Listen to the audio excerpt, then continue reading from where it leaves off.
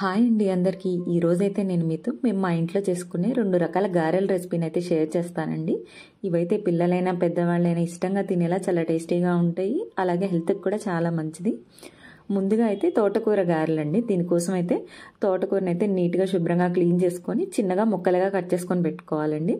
అలాగే ఒక ఉల్లిపాయని కూడా, ఒక పెద్ద ఉల్లిపాయని కూడా ముక్కలుగా కట్ చేసుకొని పెట్టుకోవాలి.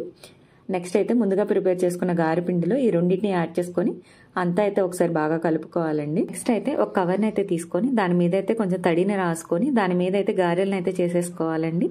నెక్స్ట్ అయితే స్టవ్ ఆన్ చేసుకొని బాండీని పెట్టుకొని అందులో డీప్ ఫ్రైకి సరిపడా ఆయిల్ని వేసుకొని ఆయిల్ అయితే బాగా వేడైన తర్వాత అయితే ఈ గారెలను అయితే అందులో యాడ్ చేసుకొని వాటిని అయితే మంచిగా గోల్డెన్ కలర్ వచ్చే వరకు అయితే వేయించుకోవాలండి.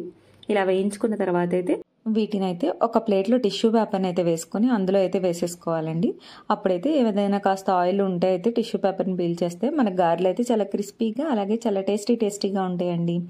ఇంతేనండి, ఇలా చాలా సింపుల్గా తోటకూర గారెలను అయితే ప్రిపేర్ చేసేసుకోవచ్చు. గారెల పిండిని అయితే ఎలా చేసాము అనేది అయితే నేనైతే వీడియో తీయలేదండి. కాకపోతే ఎలా ప్రిపేర్ చేసాము అనేది అయితే నేను ఈ వీడియోలో చెప్తానండి. ఈ గారెల పిండిని ప్రిపేర్ చేయడానికి అయితే మనం ముందుగా అయితే మినపప్పుని అయితే నానబెట్టుకోవాలండి. కనీసం ఒక 7 గంటల పాటు అయితే నానబెట్టుకోవాలి.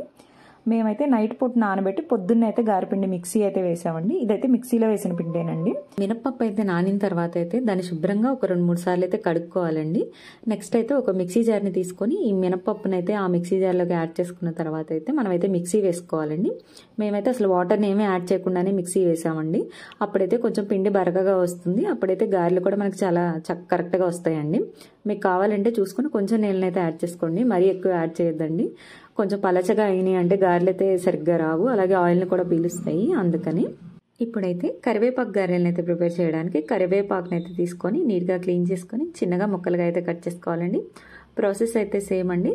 ఇలా కరివేపాకు ముక్కలు అలాగే ఉల్లిపాయని కూడా చిన్నగా ముక్కలుగా కట్ చేసేసుకోవాలి. ఈ గారెపిండిలో ఈ కరివేపాకు అలాగే ఉల్లిపాయలని యాడ్ చేసుకోవాలి. అలాగే కొంచెం జీలకర్రను కూడా యాడ్ చేసేసుకొని అంతా అయితే ఒకసారి కలిపేసుకోవాలి. నెక్స్ట్ అయితే తడి రాసుకున్న కవర్ మీద అయితే గారెలను అయితే ప్రిపేర్ చేసేసుకోవాలి.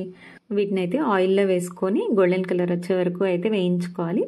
గారెలను అయితే వేయించిన తర్వాత అయితే తప్పకుండా టిష్యూ పేపర్లోకి అయితే యాడ్ చేసేసుకోండి. అప్పుడైతే కొంచెం ఆయిల్ ఏమన్నా ఉన్నా కూడా టిష్యూ పేపర్ పీల్చేస్తే మనకి గారెలు అయితే చాలా బాగుంటాయి. ఇలా చాలా సింపుల్గా తోటకూరతో అలాగే కరివేపాకుతో అయితే గారెలను అయితే ప్రిపేర్ చేసేసుకోవచ్చండి. ఇవైతే టేస్ట్ అయితే చాలా బాగుంటాయండి.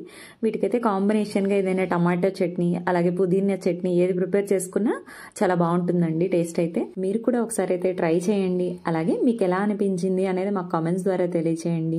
అలాగే మా వీడియోస్ మీకు నచ్చినట్లయితే ప్లీజ్ లైక్ చేయండి, షేర్ చేయండి. అలాగే మీరు ఇంకా మా ఛానల్ అయితే సబ్స్క్రైబ్ చేసుకోకపోతే తప్పకుండా సబ్స్క్రైబ్ చేసుకోండి.